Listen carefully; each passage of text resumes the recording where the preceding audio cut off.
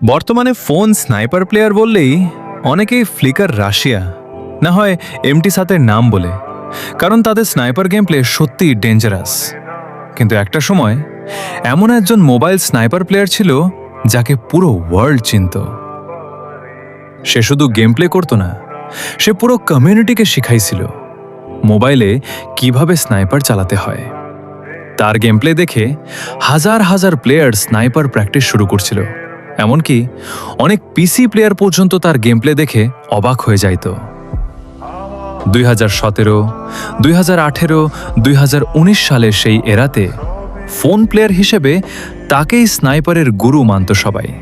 তার movement, quick scope, AWM accuracy সব কিছুই ছিল নেক্সট লেভেল। আর সবচেয়ে ক্রেজি বিষয়টা কি জানো? সে শুধু কন্টেন্ট ক্রিয়েটর না, একজন টুর্নামেন্ট প্লেয়ারও ছিল। বর্তমানে হয়তো সে আর ফ্রি ফায়ার কমিউনিটিতে নেই, কিন্তু যদি আজও থাকতো তাহলে হয়তো বিশ্বের বেস্ট স্নাইপার প্লেয়ারদের তালিকায় এখনো তার নামটাই সবার আগে আসতো। কারণ লেজেন্ডরা হারিয়ে গেলেও তাদের গেম প্লে কখনো পুরনো হয় না। তো গাইজ, বলতে পারো আমি কোনো স্নাইপার লেজেন্ডের কথা বলতেছি? চিনে থাকলে অবশ্যই তার নামটা কমেন্টে বলে যেও।